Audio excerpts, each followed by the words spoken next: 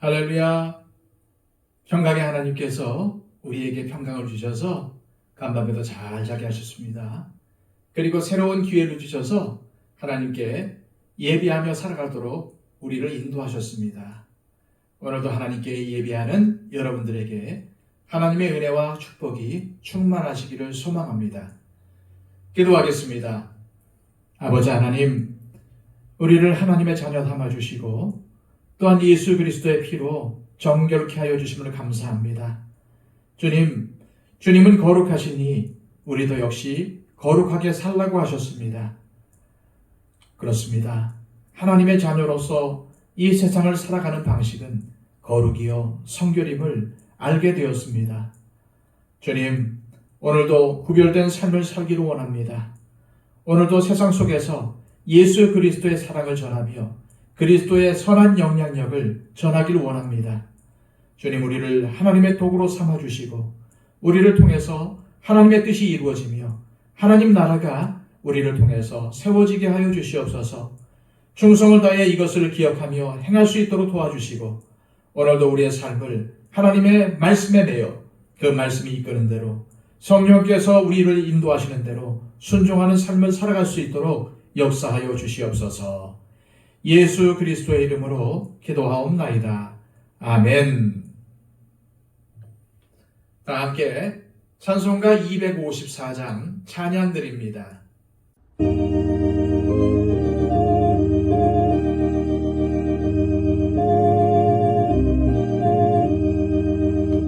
내 주의 보혈은 정하고 정하다 내 죄를 정케 하신 주 날 오라 하신다. 내가 주께로 지금 가오니 십자가의 보혈로 날 씻어주소서.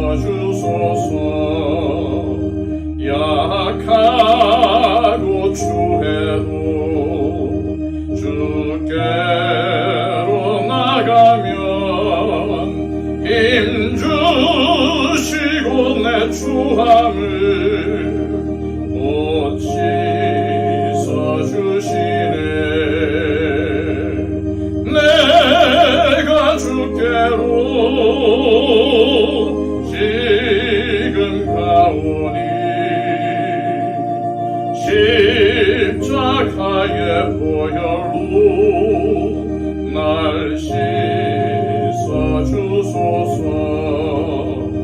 날 오라 하심에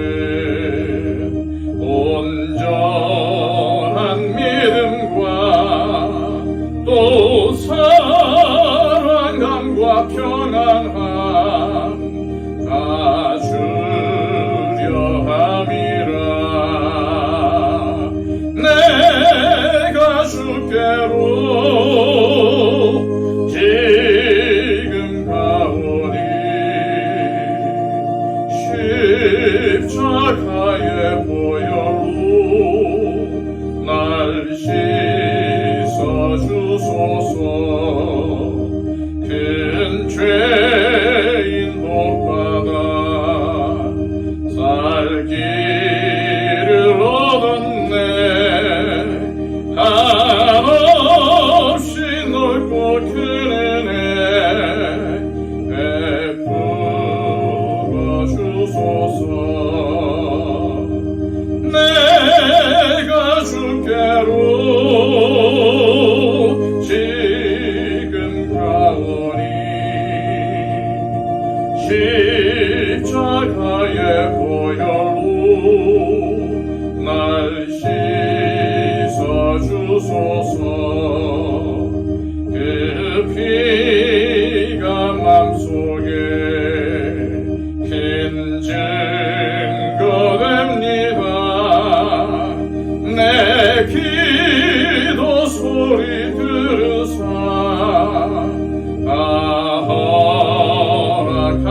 허락하소서. 내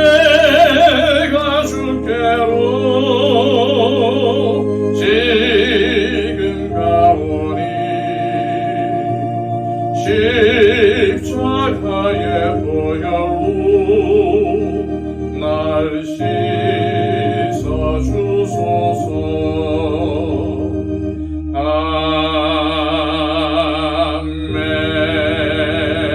아멘. 이 시간 우리에게 주시는 하나님의 귀한 말씀은 신약성경 히브리서 9장 15절에서 22절까지의 말씀입니다. 신약성경 362쪽입니다. 이로 말미암아 그는 새 언약의 중보자시니 이는 첫 언약 때에 범한 죄에서 속량하려고 죽으사 부르심을 입은 자로 하여금 영원한 기업의 약속을 얻게 하려 하심이라. 유언은 유언한 자가 죽어야 되나니 유언은 그 사람이 죽은 후에야 유효한즉 유언한 자가 살아있는 동안에는 효력이 없느니라. 이러므로 첫 언약도 피 없이 세운 것이 아니니 모세가 율법대로 모든 계명을 온 백성에게 말한 후에 송아지와 염소의 피 및 물과 붉은 양털과 우슬초를 취하여 그 두루마리와 온 백성에게 뿌리며 이르되 이는 하나님이 너희에게 명하신 언약의 피라 하고 또 이와 같이 피를 장막과 섬기는 일에 쓰는 모든 그릇에 뿌렸느니라. 율법을 따라 거의 모든 물건이 피로써 정결하게 되나니 피 흘림이 없은즉 사함이 없느니라. 아멘. 이 시간에는 지난 시간 묵상했던 15절 말씀을 다시 살펴보며 시작하도록 하겠습니다. 15절입니다. 이로 말미암아 그는 새 언약의 중보자시니 이는 첫 언약 때에 범한 죄에서 속량하려고 죽으사 부르심을 입은 자로 하여금 영원한 기업의 약속을 얻게 하려 하심이라. 히브리서 기록자는 예수 그리스도께서 십자가의 죽음을 당하신 것은 부르심을 입은 자, 즉 하나님의 백성들에게 영원한 기업의 약속을 얻게 하시기 위해서였다고 설명합니다. 그런데 다음 시간에 살펴보겠지만 28절에는 부르심을 입은 자들을 구원에 이르게 하기 위하여 자기를 말하는 자들에게 두 번째 나타나신다고 말씀하고 있습니다. 누가요? 예수 그리스도께서 말입니다. 따라서 15절은 예수님께서 이 땅에 오셔서 십자가에 달려 죽으심으로 이루신 속량, 즉 구원을 이야기하고 있고 28절은 예수님께서 이 땅에 다시 임하시는 재림에 대하여 말씀하고 있다는 사실을 우리는 알 수 있습니다. 바로 이 사이에 놓인 것이 오늘 본문인데 오늘 본문엔 율법과 제사 등 구약의 모형에 대한 설명과 예수님의 십자가에 대한 의미가 설명이 되어 있습니다. 우리가 방금 읽은 15절에서 히브리서 기록자는 예수님의 피 흘려 죽으심을 새 언약을 위한 중보 사역이라고 설명합니다. 예수님이 이 땅에서 행하신 사역은 첫 언약, 즉 율법의 시대에 범한 죄에서 속량하는 것에 그 목적이 있다는 것입니다. 그렇습니다. 예수님께서 십자가에 달려 죽으신 것은 범죄한 우리들을 속량하시기 위해서입니다. 그런데 히브리서 기록자가 그 죽으심에 대해 부연 설명하기를 부르심을 입은 자들에게 영원한 기업의 약속을 얻게 하기 위해서라고 합니다. 그렇다면 이 영원한 기업의 약속이 무엇일까요? 그것은 바로 주님께서 다시 재림하시면 누리게 될 영원한 천국을 의미하는 것이 아닐까요? 그러므로 예수님은 우리를 영원한 기업의 약속으로 이끄시기 위해서 죄의 노예로 팔린 우리를 값주고 사신 것입니다. 즉 예수님께서 우리를 부르신 부르심은 영원한 기업의 약속을 소망으로 삼고 살라고 부르신 것입니다. 영원한 기업의 약속에 영혼의 닻을 내리고 살라고 부르신 것이라는 말입니다.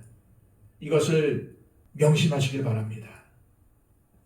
우리를 불러 죄에서 속량하신 주님은 우리가 이 땅에서 세상의 욕망과 탐욕에 눈이 먼 삶을 살지 않기를 원하십니다. 그래서 히브리서 기록자는 16, 17절에서 유언이라는 말을 꺼냅니다. 유언은 유언한 자가 죽어야 되나니 유언은 그 사람이 죽은 후에야 유효한 즉 유언한 자가 살아있는 동안에는 효력이 없느니라. 이 유언이라는 말이 얼마나 우리를 떨리게 만듭니까? 예수님께서 십자가에 죽으심으로 새 언약을 성취하신 것을 히브리서 기록자는 유언이라고 한 것입니다. 따라서 예수님의 유언은 사실은 새 언약입니다. 히브리서 기록자가 유언이라는 표현을 쓴 것은 예수님께서 바로 이것을 위해서 죽으셨다는 것을 강조하기 위해서입니다. 그렇다면 예수 그리스도의 유언이 뭡니까? 우리가 주님의 부르심에 합당한 소망을 품고 이 땅에서 영원한 기업의 약속을 받은 사람으로서의 삶을 사는 것입니다. 예수님께서 십자가에 죽으시면서 우리에게 남긴 유언은 우리가 예수님을 믿고 구원받아 영원한 기업의 약속을 상속받게 되는 것입니다. 그래서 영혼의 닻을 예수님께 내림으로 세상에서 흘러 떠내려가지 않는 것입니다. 계속해서 18절에서 21절까지의 말씀입니다. 이러므로 첫 언약도 피 없이 세운 것이 아니니 모세가 율법대로 모든 계명을 온 백성에게 말한 후에 송아지와 염소의 피 및 물과 붉은 양털과 우슬초를 취하여 그 두루마리와 온 백성에게 뿌리며 이르되 이는 하나님이 너희에게 명하신 언약의 피라 하고 또한 이와 같이 피를 장막과 섬기는 일에 쓰는 모든 그릇에 뿌렸느니라. 히브리서 기록자는 예수님의 죽으심으로 새 언약, 즉 유언이 효력을 발생하게 된 것처럼 옛 언약, 즉 율법도 피 없이 세운 것이 아니라고 설명합니다. 오늘 본문 19절은 출애굽기 24장 3절에서 8절까지의 말씀을 짧게 요약한 것입니다. 출애굽기 24장은 시내산 언약을 모두 공포하고 모세가 이스라엘 백성들에게 물었을 때 이스라엘 백성들이 우리가 준행하겠습니다 라고 약속하는 장면입니다. 그런데 모세와 이스라엘 백성들은 말로만 우리가 준행하겠습니다 하고 끝난 것이 아닙니다. 그들 나름대로 언약식을 하고 기념 행위를 한 것입니다. 우선 제단을 쌓았습니다. 일종의 기념 제단인 셈입니다. 그리고 나서 12기둥을 세웠습니다. 언약의 상징물을 세운 것입니다. 기둥이 12개인 것은 이스라엘 12지파가 모두 이 약속에 참여했다는 의미입니다. 이스라엘 백성들 모두가 약속을 지키겠다는 것입니다. 이렇게 돌기둥을 세워 기념한 후에 번제와 화목제를 드렸습니다. 그런 후에 모세는 나머지 피를 취해서 백성들에게 뿌렸다고 기록하고 있습니다. 피의 언약식인 셈입니다. 그 이전에 하나님께서 아브라함과 언약을 맺으실 때도 아브라함이 짐승을 갈라 걸어두자 하나님께서 그 사이로 지나가셨습니다. 아브라함 시대에는 언약을 맺을 때 짐승을 쪼개서 나무나 받침대에 걸어놓고 피가 뚝뚝 떨어지는 그 사이로 계약을 맺는 당사자들이 걸어갑니다. 이것이 무엇을 뜻하는 것일까요? 두 사람 중에 누구든지 언약을 어기면은 저렇게 된다는 의미였습니다. 그래서 이 언약이라는 말에는 언약 당사자들을 묶는다라는 뜻이 있게 되었습니다. 그러므로 모세와 이스라엘 백성들이 하나님과 언약을 맺었다는 것은 이 언약을 통해서 하나님과 이스라엘 백성들이 묶이게 되었다는 의미가 있다는 것입니다. 그리고 이때 언약에 사용되는 피를 언약의 피라고 했습니다. 하나님과 이스라엘 백성들을 하나로 묶는 언약의 피였던 것입니다. 이렇게 이스라엘 백성들은 진심으로 하나님 앞에 우리가 준행하겠다고 하면서 하나님과 언약 관계로 들어서게 된 것입니다. 바로 그러한 사실을 히브리서 기록자는 오늘 본문에 인용하면서 피 흘림이 없은즉 사함이 없다라고 한 것입니다. 이 장면을 좀 더 생동감 있게 설명하면서 염소의 피 및 붉은 양털과 우슬초를 취하여 그 두루마리와 온 백성에게 뿌리면서 언약의 피라고 했다는 것이죠. 그런데 여기서 중요한 것은 옛 언약을 확정하는 마지막 순서에 피로 맺은 약정이 있었다는 것입니다. 우리는 히브리서 기록자가 오늘 본문을 통해서 완전한 속죄 제물이 되어 구약의 제사를 완성하신 예수 그리스도를 설명하는 데에 온 힘을 쏟고 있다는 것을 알 수 있습니다. 그만큼 예수님께서 저와 여러분들을 구원하시기 위해 완전한 속죄 제사를 단번에 들으셨다는 것과 그로 인해 우리가 큰 구원의 은혜를 누리게 되었다는 사실이 너무나도 중요하고 감사히 여겨야 한다는 것입니다. 오늘도 하나님께서 우리를 영원한 기업의 상속자로 부르신 사실을 기억하며 감사하고 또 감사하는 오늘이 되시기를 소망합니다. 이 시간 기도하실 때 하나님 아버지, 우리가 주님의 부르심에 합당한 소망을 품고 이 땅에서 영원한 기업의 약속을 받은 사람으로서의 삶을 사는 것이 바로 주님께서 십자가에 달려 돌아가실 정도로 중요한 일이라는 사실을 오늘 말씀을 통해 깨닫게 되었습니다. 주님이 새 언약을 완성하시기 위해 친히 피 흘려 이를 보증하셨다는 것을 알게 되었으니 오늘도 주님의 은혜에 감사하며 영원한 기업의 상속자의 합당한 삶을 살게 하옵소서 기도하시기를 바랍니다. 111 기도를 통해서 우리의 중보가 필요한 분들을 위해서 간절히 중보해 주시기를 바랍니다. 기도하겠습니다.